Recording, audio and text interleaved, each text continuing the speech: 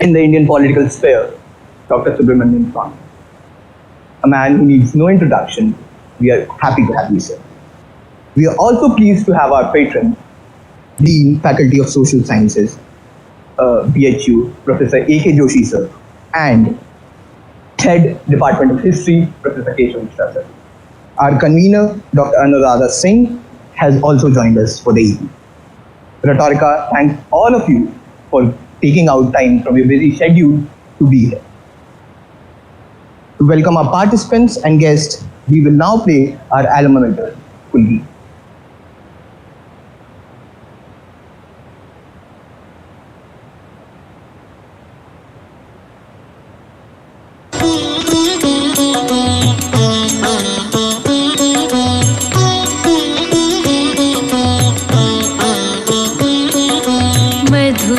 मनोहर अतीव सुंदर ये सर्व विद्या की राजधानी राजधानी मधुर मनोहर अतीव सुंदर ये सर्व विद्या की राजधानी राजधानी ये तीनों लोकों से न्यारी काशी सुज्ञान धर्म और सत्य राशि बसी है गंगा के रम्य तट पर ये सर्व विद्या की राजधानी राजधानी मधुर मनोहर अतीव सुंदर ये सर्व विद्या की राजधानी राजधानी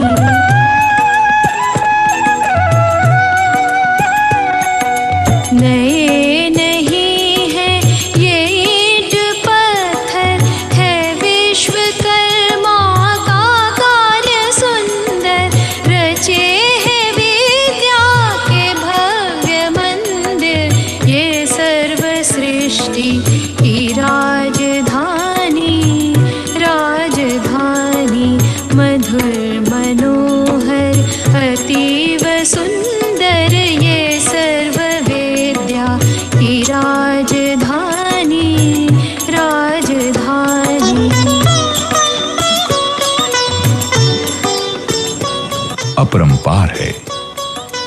यहाँ की है ये पवित्र शिक्षा कि सत्य पहले फिर आत्मरक्षा बिके हरिश्चंद्र थे यहीं पर ये सत्य शिक्षा की राजधानी राजधानी मधुर मनोहर अतीव सुंदर ये सर्व विद्या की राजधानी राजधानी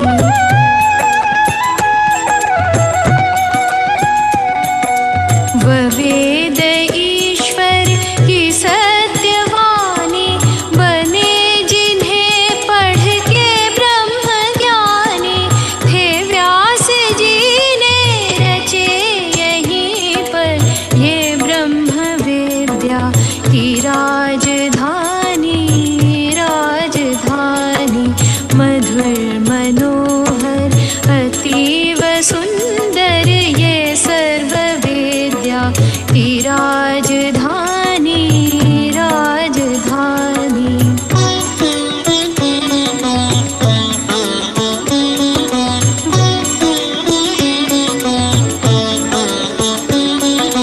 व मुक्ति पद को दिलाने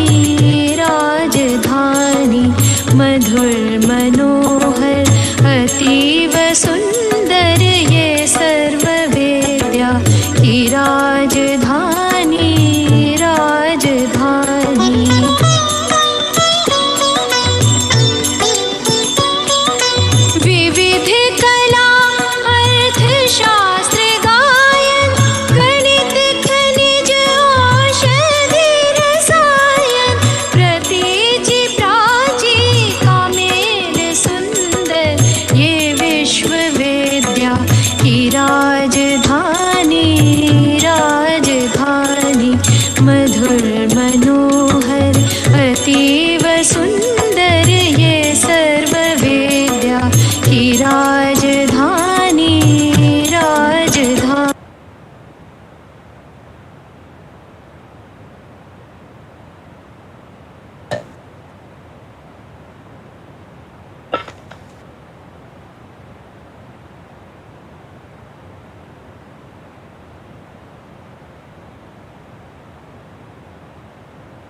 I'm not getting the sound. I'm not getting the sound. Is there any problem? Am I audible now? No, if you contact him, tell him to contact me on my landline. Moving forward, I would now request our patron, our Dean, Faculty of Social Sciences, Banaras Hindu University, to come and officially and formally welcome our chief guest.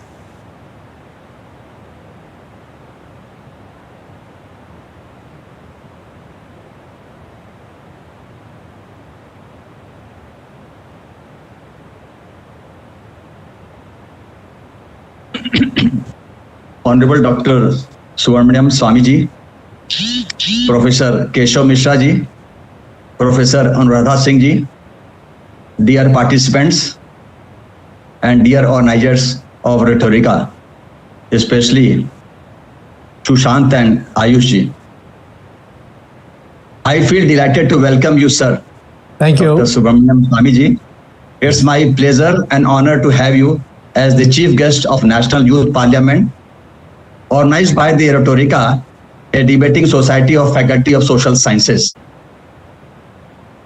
I'm extremely happy that despite of your busy schedule, you gave us your precious time. I am sure, sir, we will be delighted with your long experience, expertise, and knowledge in every way possible. Dear participants, I am profoundly delighted to take an opportunity to introduce the chief guest. So our chief guest does not require an introduction, as he is a well-recognized figure in our country. He is known for his academic, political, social, and selfless services. I am one of his fan, because of his several qualities, and one of them is his punctuality. And you have seen this, that he has joined before 6 p.m. today. Dr. Swamy is a very senior Indian politician, great economist and statistician. He did BA from University of Delhi, MA from Indian Statistical Institute, Kolkata, and PhD in economics from Harvard University. He was a professor of mathematical economics at the IIT Delhi. He also taught at Harvard. He was on the board of governors of IIT Delhi and in the Council of IITs. He was a member of Planning Commission of India. Not only this, he was Minister of Commerce and Industry and also Minister of Law and Justice. He was one of the founding members of the Janata Party. Until 2013, he was president of that party. He was chairman of the Commission on Labour Standards and International Trade. Currently, he is a MP Rajya Sabha from UP constituency. Before that, he was MP Lok Sabha from Madurai. He has written more than 25 books and several articles and research papers on different important issues, for example, on foreign affairs, dealing largely with China, Pakistan, USA, Israel, and Sri Lanka. He has also written on economy, border security, foreign policy, national security, internal security, corruption, education, etc., etc. The list is very long. He is of the view that income tax must be abolished to boost economy. He is known for his Hindu nationalist views also. अत्यंत स्पष्ट, कड़े एवं सटीक वक्तव्यों के लिए आप जाने जाते हैं। आप प्रखर वक्ता हैं। मुझे याद है कि मथुरा वृंदावन में एक बार आपने कहा कि सोच ले, ओम चाहिए कि रोम। इसी तरह भारत सरकार को भी आपने ललकारा था। जब भारत सरकार कोई वक्तव्य नहीं दे रही थी तो आपने कहा कि भारत सरकार को पाकिस्तान को सबक सिखाना चाहिए। मुझे ऐसा लगता है कि पूरी दुनिया की पॉलिटिक्स की नब्ज आपने पकड़ रखी है। इस उम्र में भी आप बहुत ही कड़ा परिश्रम करते हैं, बहुत ही मेहनत करते हैं, अनेक तथ्यों को जुटाते हैं। कभी कभी हम लोगों को आश्चर्य होता है, लेकिन हम लोगों को आपसे प्रेरणा भी मिलती है। अनेकानेक भ्रष्ट एवं गलत कार्यों का आपने खुलकर विरोध किया है, कई PIL दाखिल किए हैं और उसमें विजयश्री आपने प्राप्त की है। चिदम्बरम, कनिमोझी, राजा, इन सब से पूछिए, जयललिता होती तो उनसे भी पूछिए कि सुब्रमण्यम स्वामी जी कौन हैं। आपने कंप्लेंट अगेंस्ट जयललिता, कुछ उदाहरण देता हूं मैं, आपने जैसे कि complaint against Jayalalithaa, phone tapping allegation, Hashimpura massacre, 2G spectrum को एक्सपोज किया, petition against 2G case, petition to strike down single directive provision, जिसमें था कि CBI को अनुमति नहीं थी बगैर सरकार के, demand for an independent commission to check the security and safety of the EVM। इसी तरह से नेशनल हेराल्ड का केस जो बहुत ही इंपॉर्टेंट था, जिसमें आपने जो उसमें फ्रॉड, जो लैंड ग्रैबिंग और जो फ्रॉड था, सोनिया और राहुल गांधी पे आरोप लगाया था और अनेक तथ्यों सबूतों को प्रस्तुत किया।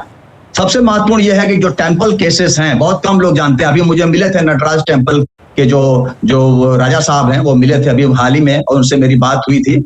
नटराज टेम्पल केस जो है, इसी तरह से state control of Hindu temples के ऊपर अयोध्या टेम्पल केस, उत्तराखंड चार धाम देवोत्थानम मैनेजमेंट एक्ट 2019, मैं वहीं का हूं, मुझे मालूम है कि आपने उसके बारे में PIL दाखिल किया था। तो मैंने फॉरेन पॉलिसी के बारे में बताया। अब सबसे महत्वपूर्ण बात यह कि डोमेस्टिक पॉलिसी में भी आपका उतना ही हस्तक्षेप है और बहुत ही मुखर रूप से आप अपने विचारों को रखते हैं बगैर डरे, बहुत ही स्पष्ट वक्ता है और बहुत ही ईमानदार राजनेता हैं। इस तरह के राजनेता आजकल मिलते नहीं। आपने LGBT राइट्स के ऊपर बोला था, हम लोग LGBT के खिलाफ बोल रहे थे, आप LGBT राइट्स के ऊपर बोल रहे थे। कश्मीर के मुद्दे पे आपने बहुत सारी बात की, तमिलनाडु की पॉलिटिक्स पर भी आपने बहुत बात की। मैं बहुत चेन्नई जाता हूं और मुझे बहुत बाद में मालूम चला कि आपका नाम से मिलता ही जुलता सर्वनम्मा नाम जो है, वो कार्तिकेय का जो नाम है, मुरुगन भगवान का जो नाम है, वो वही नाम है। और आप बहुत ही क्रिटिकल रहे उसके, जो पेरियार जी थे, जो ये कहते थे कि आर्यन वर्सेस द्रविडियन जो थ्योरी के बारे में बात करते थे, तो आपने उसको रिजेक्ट कर दिया। आपने कहा कि नहीं नहीं, ये सब जो है, ये ब्रिटिशर्स ने जो कहा उसी को ये लोग फॉलो कर रहे हैं। और आप इसी तरह से जब कोई लिट्टे के बारे में बोल नहीं रहा था, आप उसके स्टॉन्च जो थे ओपोनेंट रहे हैं लिट्टे के। मुझे बहुत अच्छा लगा कि आपने बहुत सारे केसेस में, जैसे कि सेतु समुद्रम शिपिंग जो कैनाल प्रोजेक्ट था, उसमें भी आपने PIL दाखिल किया था, सुप्रीम कोर्ट से आपको स्टे मिला हुआ था। And friends, he is of the view that the Hindu foundation of India is what makes India distinctive in the world। बहुत बड़ी बात है। और मैं अब सबसे इंटरेस्टिंग बात आपके सामने रखने जा रहा हूं, वो ये है कि आपकी श्रीमती जी ने, आदरणीय मिसेस रॉक्सना स्वामी जी ने आपके ऊपर एक बहुत मजेदार लेकिन सारगर्भित किताब लिखी है, जिसका टाइटल भी बहुत जोरदार एवं स्पष्ट है, evolving with Subramanian Swamy, a roller coaster ride. Roller coaster में कभी आप बैठे होंगे तो आप उससे समझ सकते हैं कि उन्होंने उसमें किन बातों का उल्लेख किया होगा। समय की मर्यादा है, हम सब प्रोफेसर सुब्रमण्यम स्वामी जी को सुनने के लिए व्याकुल हैं। मैं अंत में इतना अवश्य कहूंगा कि आप स्वनाम धन्य हैं, भगवान सुब्रमण्यम स्वामी, या जिन्हें कार्तिकेय, मुरुगन, स्कंद, सारावन्ना इत्यादि नामों से जाना जाता है, कि आप जीवंत आशीष हैं। अब अपने नाम के अनुरूप आपने कार्यों को किया है। भगवान ने तारकासुर एवं अनेक राक्षसों का वध किया था। आपने अनेकानेक भ्रष्टाचारियों को जेल पहुंचा दिया और कई को सावधान कर दिया। Dear students, this is not all about doctor Swamy, just a brief part of his life and contributions. Sir, we are looking forward to having you again as our chief guest, not on online mode, but in offline program at BHU. With these words, once again, I welcome Honorable Dr. Swamy ji, sir. Now I request the chief guest, Professor Subramanian Swamy ji, to address the participants of National Youth Parliament and cast the light of knowledge upon us. Thanks. Pranam, sir. Thank you very much. I believe your medium instruction is English, so I'll speak in English. I've been given the topic of hate speech.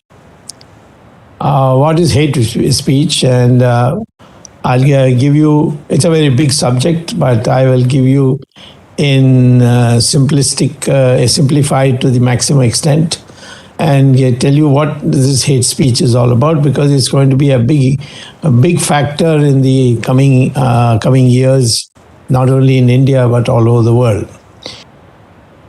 Hate speech is a public speech, not a private speech, that incites disorder. It must incite disorder. I may say something unpleasant, that will not be counted as hate speech.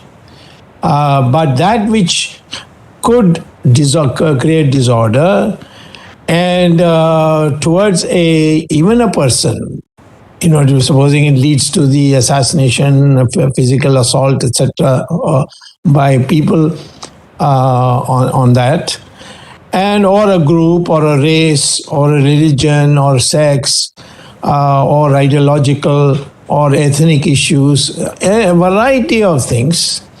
Now this hate speech has grown into a big subject. So I think it's something that those people who have been in this parliament, mock parliament as you call it, you need to know in the future. It's a big important factor. Now there are two ingredients of hate speech. The first ingredient is that it must be an incitement. That is, you have said something that incites people to do something. For example, in a cinema theater, everybody's watching the film, the whole cinema theater is in dark, and somebody gets up and says, "Fire, fire." What will happen? People in panic will start running, and some people will be trampled, some people will be even killed in the trample, all that injured. So that is, you said something very innocent, fire, fire.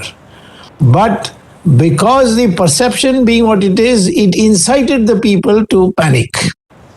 So the same way when I say something which incites to people to go to riots or leads to violence, the variety of these things, that incitement is absolutely important. And if there is incitement, it becomes part of the hate speech.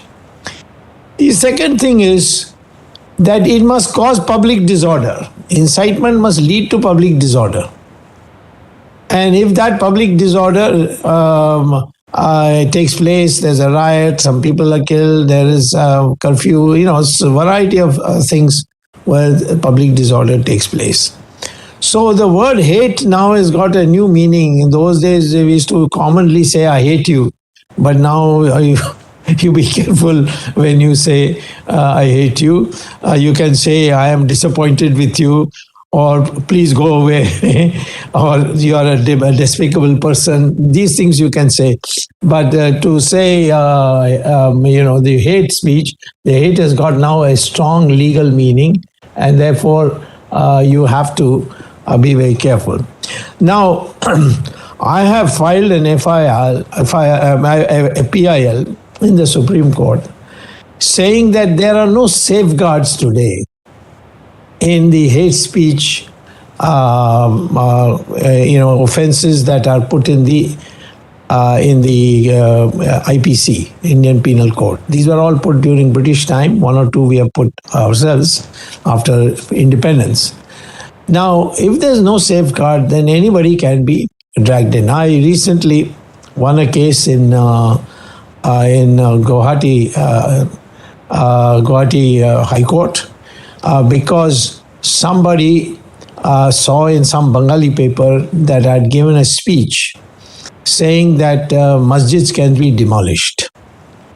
And so in a place called Karimganj, which is just on the border of Bangladesh, and it's a notorious place where I think 75% population is Muslim.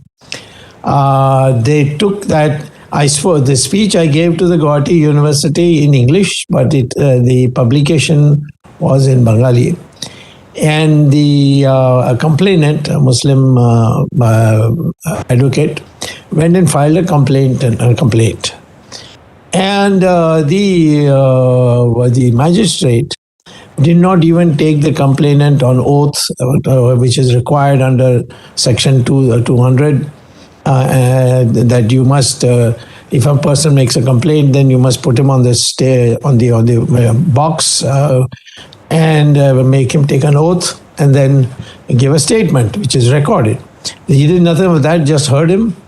And he issued a summons to me in Delhi, which is also a violation of Section 203, which says that in these matters, when the magistrate he has to take it only that which is applicable in his area.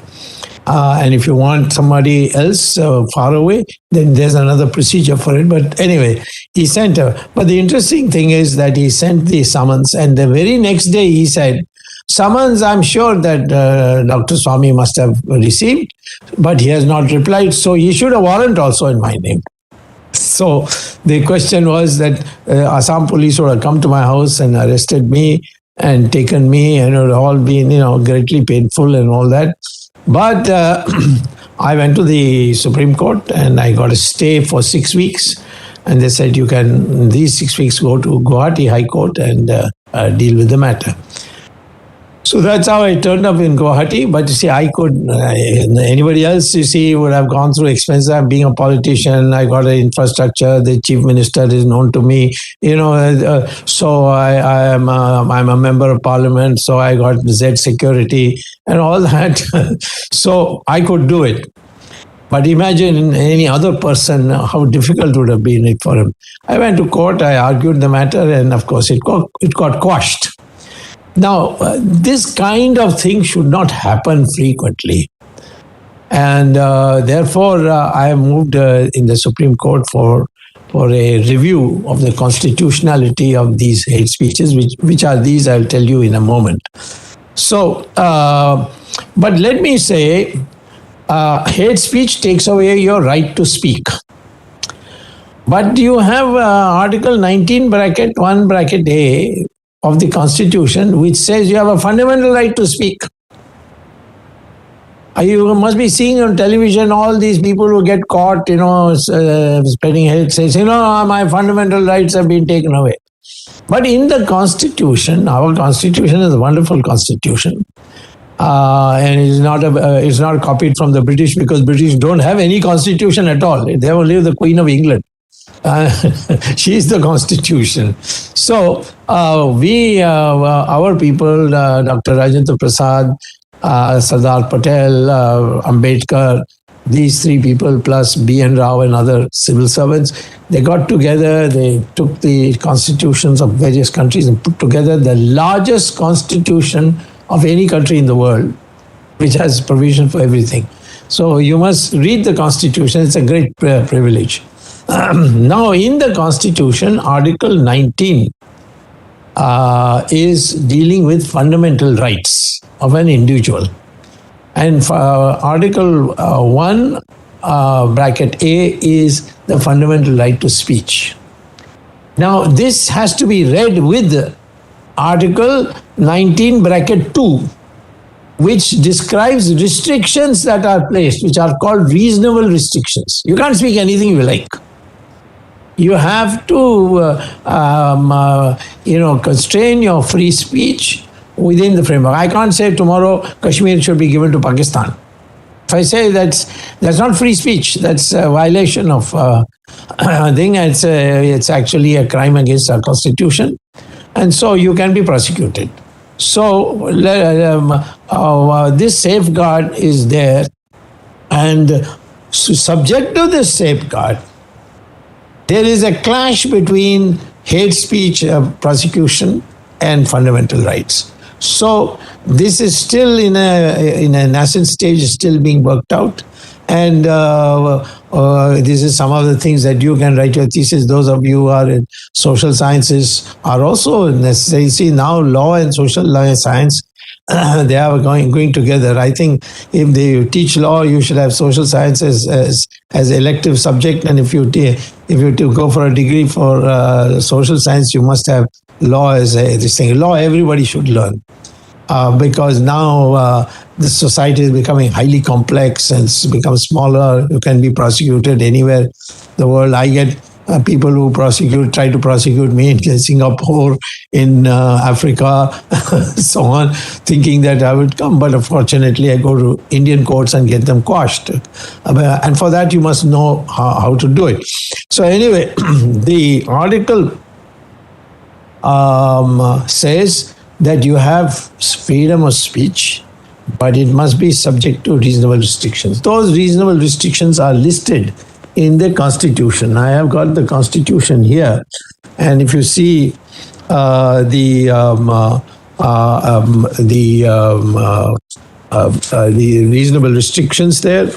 They will be written in Article 2, and it will say that restrictions are such things as sovereignty, integrity. You can't say tukla tukla. That is not freedom of speech. That's a violation, because sovereignty and integrity are outside your freedom of speech. It's a reasonable restriction on you not to raise any question about India's sovereignty or integrity. Then security of the state. But of course, the court, government will have to prove in a court that there is a genuine security. Everything can't be a security problem.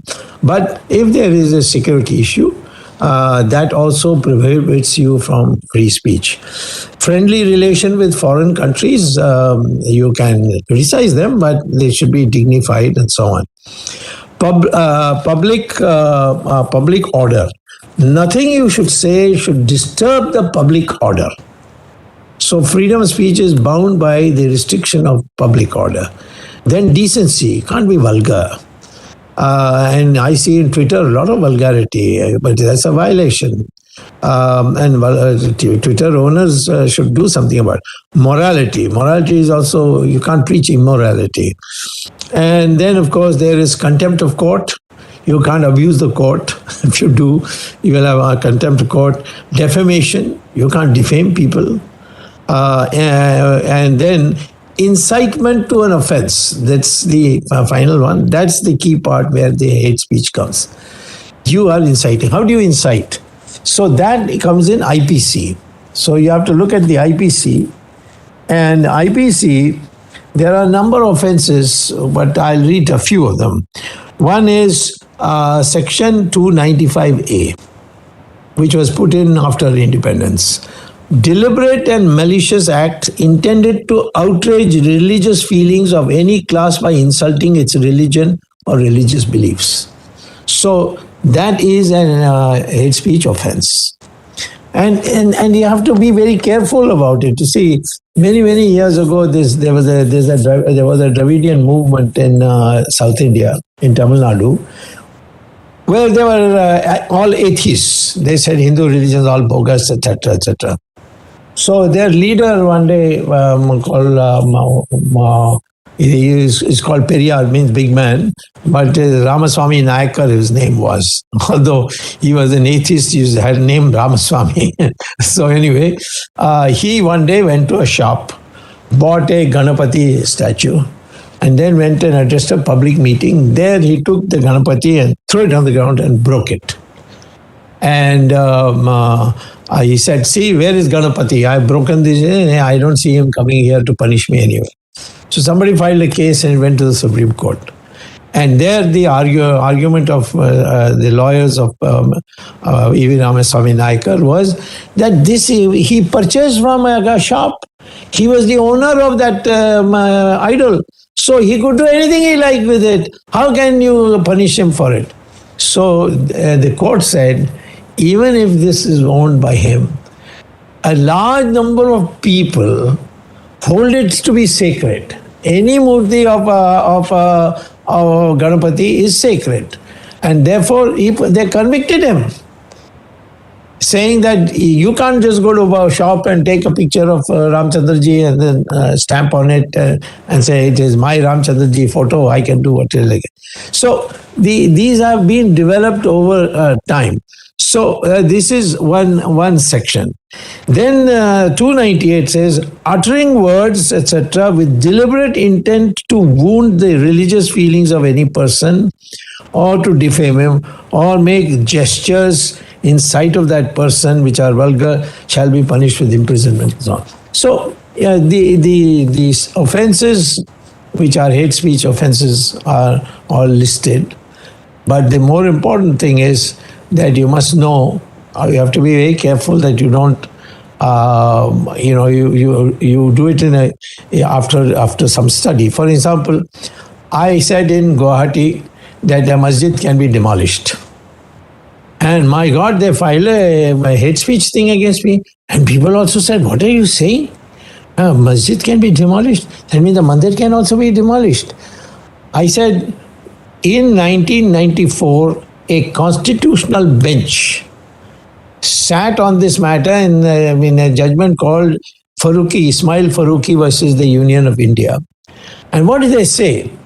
They said a masjid is a place to pray, to read namaz.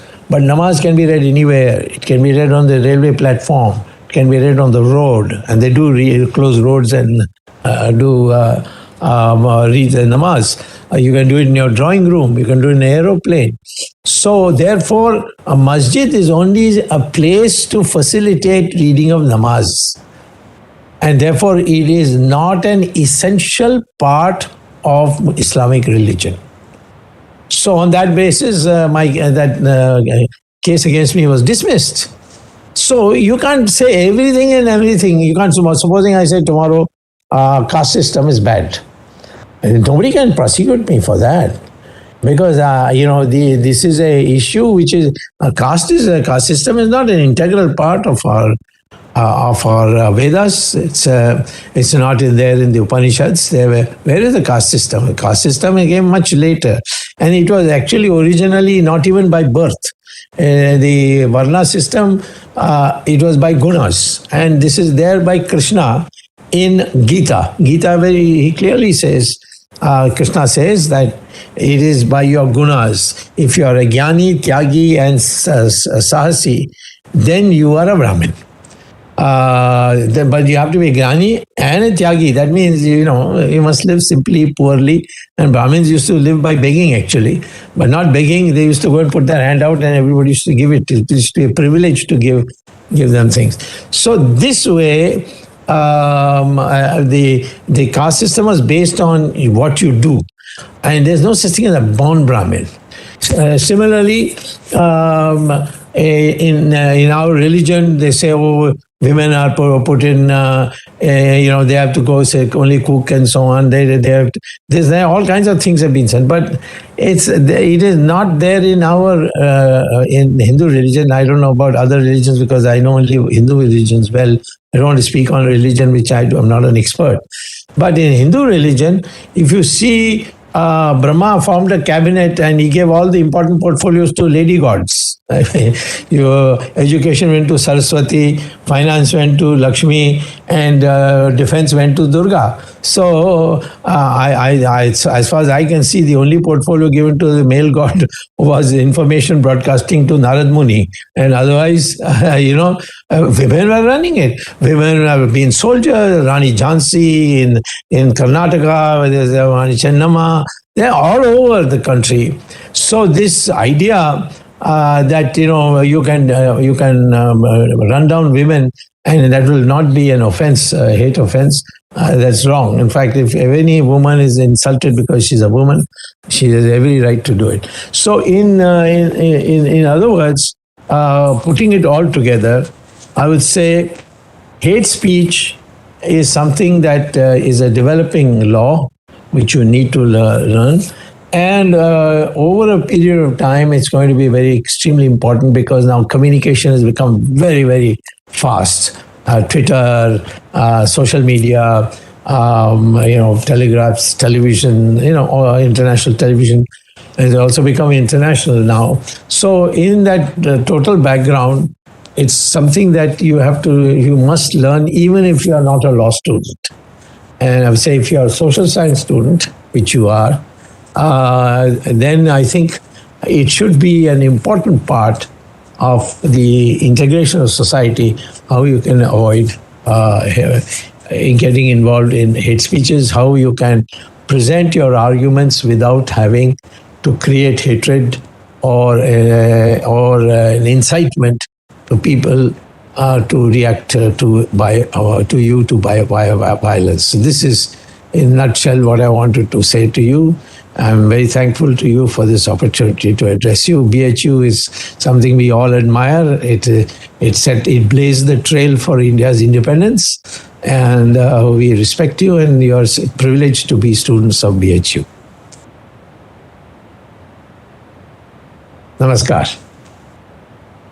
Thank you so much, sir, for your view. And we are honored to have you here. The 2-day session and your speech has tickled a lot of young brains who are keen to ask you questions which they feel are of utmost importance. Now we will open the floor for questions, and you all can type your questions in the chat box, and then moderators will pick the best questions for Dr. Swamy. So before I move on to question answer session, the first question that comes to our mind, and the question that is very prominent and has been asked by the members of a society, and that is, for the past 2 days, we have seen a number of delegates striving hard to get just 1 extra minute to speak due to constraint of time. On the other hand, we see a poor attendance rate among some member of parliaments in the actual parliament. What is your take on that? Well, you see, Parliament is what happens. I'm telling you, I myself experienced this.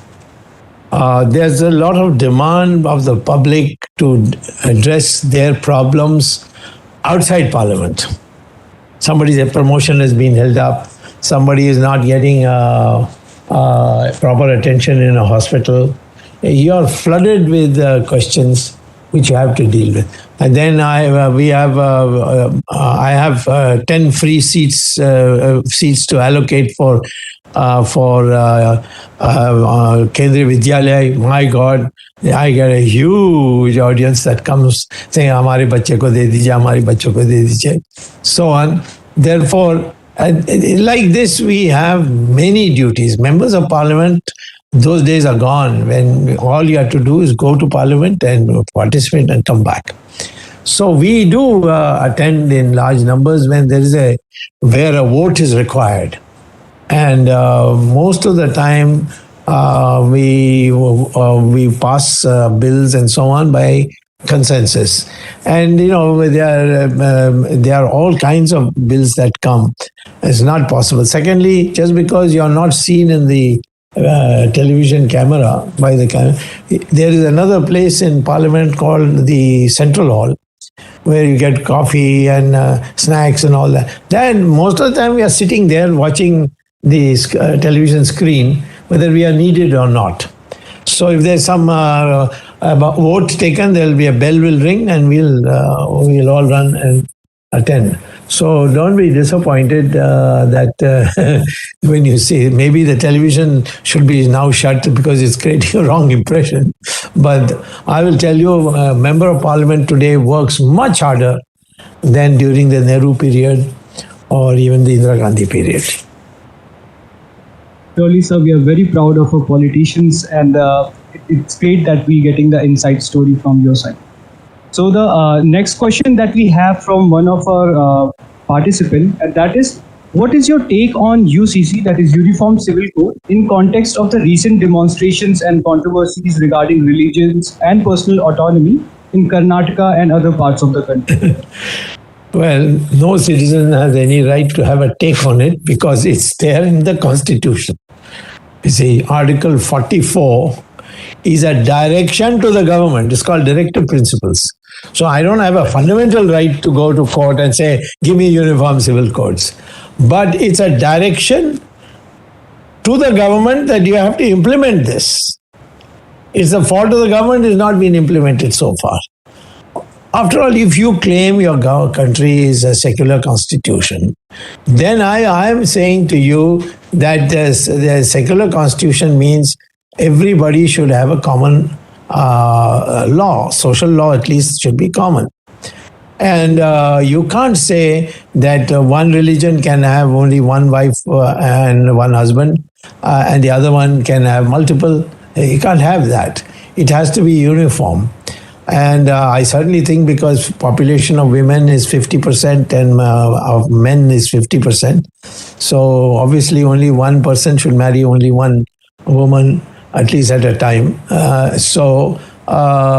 Therefore, anything which says you can marry 4 women, I don't think we can tolerate that. So we need changes. And there are other changes also necessary on inheritance and so many things. But the 80% of the society is Hindu, and they have already got, as early as 1954, a Hindu Code Bill which has solved all these problems. So there's only some of the minorities who have to come on board and so that the Uniform Civil Code is implemented. Thank you for your answer, sir. So we have one more question from one of our participants, and the question is: in the light of the recent pandemic and economic slowdown, what are your views on the government's economic approach? For example, the disinvestment of PSUs. Wrong person to ask this question. I think the government has failed. They don't understand. Modi doesn't know any economics, and that was proved.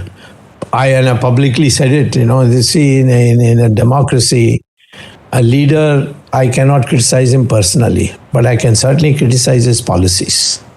And that has been the tradition in all democracies all over the world. But in India, after this, Jawaharlal Nehru, they think him, oh no, leader ka bare kuch nahi bolna chahiye. So I'm saying that he said one day that as soon as he got re-elected in 2019, he said, in 5 years, I'm going to double GDP to $5 trillion. Now, I'm a mathematical economist. My basic degrees are in mathematics, and I apply mathematics to economics, and that's how I became well-known, and Harvard made me a professor and all that. And I was a professor in IIT also for the same reason. The thing is that if you're going to double in 5 years, the rate of growth required is 15% per year. To be accurate, 14.8% per year compound rate. Are you growing at the moment at 14-15% growth rate? No. In fact, growth rate is now had slunk before the corona to 3%. And in corona, we have gone actually to minus. So therefore, I would like our GDP to be doubled in 5 years. And I want to grow at 14-15% so that we can overtake China. But there is the policies that have to be followed for that are not being followed by the Modi government. So I'm very critical of the economic policies, and I consider them as a gigantic failure.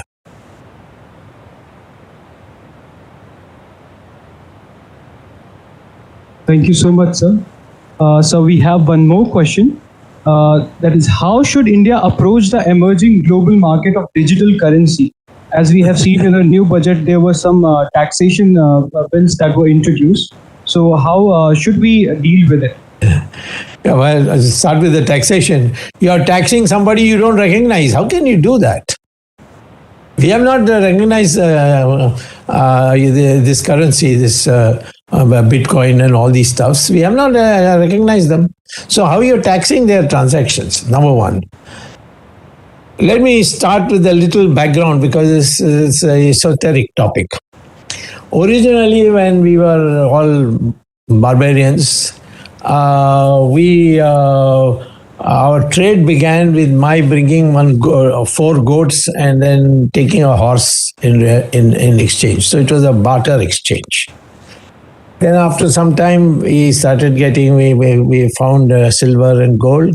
And so we began to exchange on the basis not of so many goats for 1 horse or something like that in barter exchange, but we began using gold coins and so on. Over a period, it came to currency, which was backed by gold in the central bank. And now we have reached a situation where currency has no backing of gold or anything. It's entirely according to economic policy. You can print as much as you like. Now, this Bitcoin thing and this cyber thing, there is no government at all again. Government was there from after the first primitive society. After that, somebody to enforce the fairness in these exchanges and so on. Slowly, the government became a big factor. And now government has been the producer, printer of currency. In this cyber thing, there is no government at all. It's me directly negotiating. So you need a lot of support system to see that people don't, because here the terrorists also can exchange. There's no restrictions whatsoever on the membership of the this cyber currency concept, and therefore to say I will tax it without even knowing what it is, without having any understanding of it, without any control, how are you going to do it? You're going to send it to whom? I don't know, because there are no details given in this. They just said we are going to tax, even if you don't recognize them. So it's like taxing black money. You have as much black money as you want, but just give me some tax. It's not a workable proposition. We hope so that people would move in the right direction in future, as they would understand the digital currency. So we have one more question, and the last question for today, sir. And that is, how do you think should India approach its presence and participation in multilateral forums such as SCO, BRICS, SAARC, etc., and why they haven't been as successful as their Western counterparts like NATO, European Union, etc.? You see, when you went to BRICS, by the way, Prime Minister asked me to become president of the bank, BRICS Bank. And this is in 2015. I told him I will not become, because I know Chinese, I speak the Chinese language, I've written books on the economy of China, I've taught economy of China at Harvard for years and years. So I told him, this is not going to last, this BRICS Bank. And you'll see it will disappear, so I'm not going to accept it. He said, no, 50 crores is the salary and you'll get a private plane. And I said, sab chhod ke aaya hu India mein. I am not going to go out of India again. So please don't ask me. Now, exactly that has happened. BRICS Bank has practically disappeared. Russia, China and India, South Africa, these four are the part of the BRICS. And except South Africa, which is far away, Russia, America, China and India, what do they have in common? The Atlantic thing that you mentioned, they had this democracy in common. They had anti-communism in common. So there was a glue which kept them together. Because they still quarrel. France is even now quarreling with America. But the fact is to defend democracy, defend free enterprise in the economy. These are common things for which they came together, and that's why it was successful. So in our case, either we should stand alone, we are big enough, we can do it, or we should have an alliance with democratic countries. That includes our neighbors also. Sri Lanka, we have had bad relations. Only now I have repaired it. It's not the government of India which has repaired it. Because Rajapaksa is a personal friend of mine. I went and moved it. Then I spoke to our government, and now the relations become good. Nepal is a democratic government, but we are having a fight. They are laying claims to Uttarakhand and so on. Same thing with Bhutan. Bhutan has now told us goodbye. We'll deal with China directly. You don't need you. So there is a issue that we have to define our strategic goals. One strategic goal. Anything below the Himalayas is Indian, and anyone crosses it, we'll beat them up. So if the Chinese have come, you can't say koi aaya nahi, koi gaya nahi. You can't put a block on the eye. You have to say they have done, they have crossed it. They have we had agreed with them in 1996 to draw something called a line of actual control. They have crossed that and occupied our country. So we have to defeat them and drive them. Can we defeat them? 100% certain. In 62, it was a failure of Jawaharlal Nehru. He lost his nerve. Otherwise, we could have defeated them even then if we had used the Air Force, because Chinese had no Air Force at that time. Zero Air Force. The Russians didn't give them anything at that time. But now our military is strong enough, and we have demonstrated first in 1967 in Nathula Pass in Sikkim. We beat the Chinese and drove them out. Second, in 1987 in Sumdurungchung Valley in Arunachal, we beat them and drove them out. And now in Galwan also we have driven them out. So, ours over 20 people died, definitely. But there, we don't know. It is anywhere between 40 and 120. People who have defected from China saying 120. So, therefore, we are a member of the Americans have put something called Quad. We are a member there. We are a member of BRICS. We are a member of SCO, which is also China and all these motivated by China. So, that old concept, hum non-aligned hai, hum sabke saath hain, this is not going to work in this 21st century. Let us say either we stand alone, we are the pole, all these small countries around, we will look after them. Or that is one, or you join with the people whom you have some ideological affinity, and that's the United States and Europe and the UK. That is the way to go. This is how I feel, and this foreign policy also has been a failure.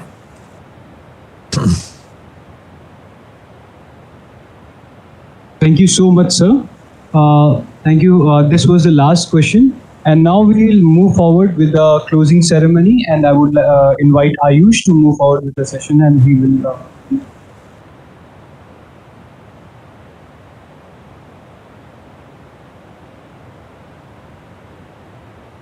Thank you, sir, for your views. Am I audible? Yes, you are audible. Now I'll begin with thanking our executive board who sat for 2 days and judged and adjudicated and moderated our participants so that they come out with a fruitful debate. I would thank Aman Yadav sir and Naman Jain sir for the Lok Sabha committee, and Mayank Singhal sir and Shwan Shrivastava sir for the Rajya Sabha committee. Now I would like to invite our founding member of the debating society, Akash Shrivastava, here to come and announce the result.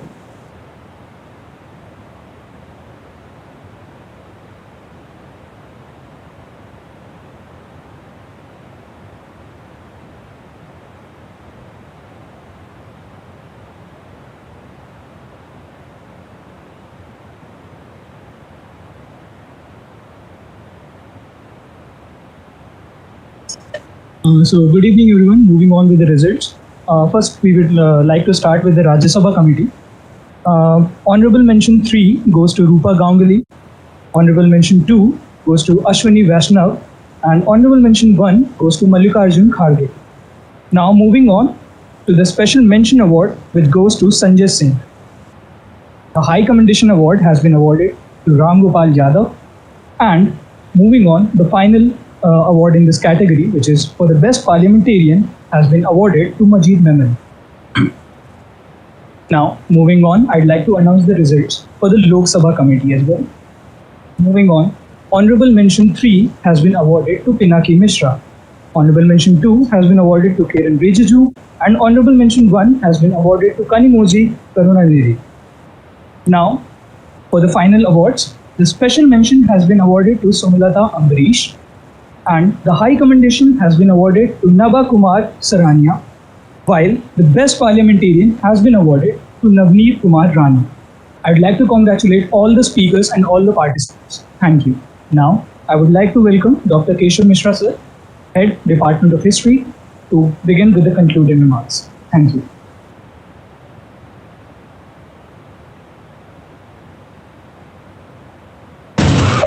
Good evening and namaskar.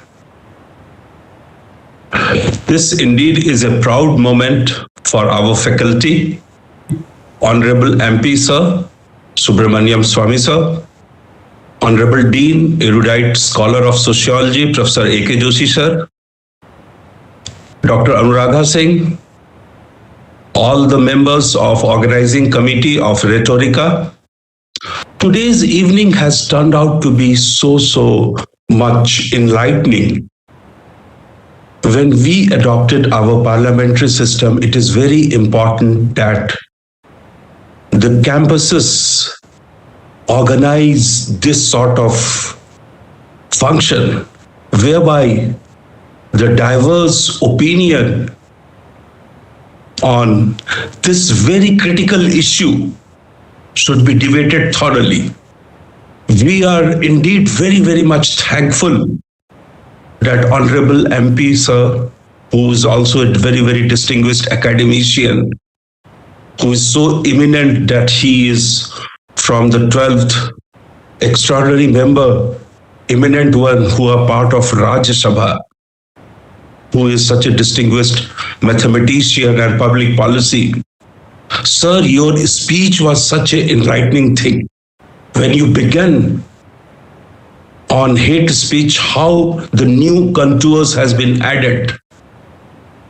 A legal steward yourself, our Honorable Dean rightly pointed out, you are so much important in public litigation. You pointed out how this hate speech is manifested in a new circumstance. And our constitution, the founding fathers, how much emphasis they laid on Article 19. And you, in a very, very elaborate manner, told our participants of this youth parliament that there are subjective considerations. We have, on public disorder, on incitement, and all other things, friendly nation, we have to be, very, very careful on that. Thank you so very much, sir. Not only your main speech, the elan, the forthrightedness in which you handled the question and answer session. I mean, on Bitcoin, you gave so much background. You are a super professor, sir.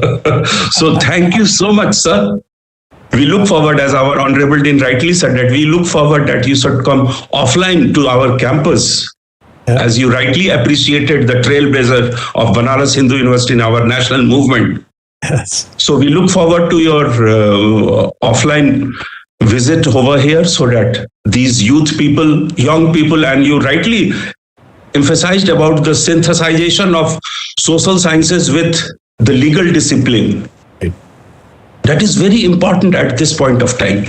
So thank you so very much, sir, that you gave the precious time to our students, and they will look into the subtleties of these things.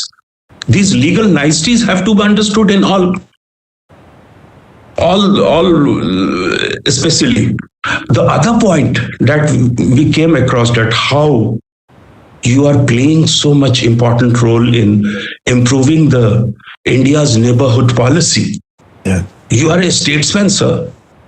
Through your personal friendship with Rajapaksa, how new contours have been added in India-Sri Lanka understanding. That is very important. India, as an evolving power, should have neighborhood with its own unison. That is very important in this part of time. I'm very thankful to the erudite scholar, Professor A.K. Joshi, sir. I understand today is Sunday, even Subramanian Swamy, sir, he spared so much valuable time. And sir, in a very, very forthright manner, in a very, very comprehensive way, told us about your multifarious achievements. Our students should aspire to get inspired by Honorable MP, sir. In all walks of life, you have contributed so much. So I will I congratulate all the winners of this 2-day mammoth exercise. The organizers, I've seen all the organizers, how much patience they put in, how much effort they put in. So also thankful to all the participants and organizers, my Dr. Anuradha Singh, the dynamic student advisor. She leaves no stone unturned to stand behind as a rock solid personality. Being the specialization of ancient history, Madam truly represents the Guru Shishya Parampara that we have in our campus. I understand the staff of Faculty of Social Sciences, all the Karamcharis, they have today devoted the time. So I'm also thankful to them.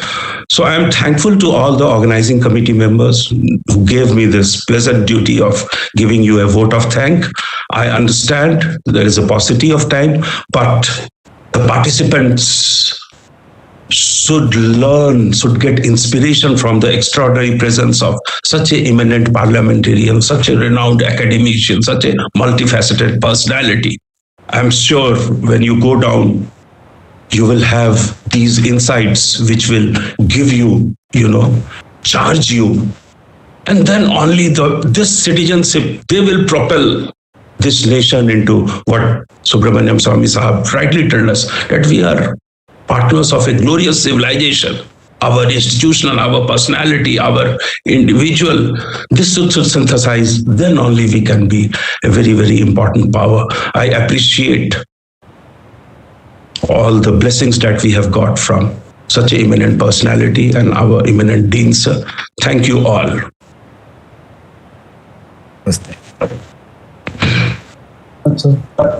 Thank you so much, sir. Okay. Good night, good evening. Look forward to coming to BHU. Sure, sir. Sure, sir. Bye.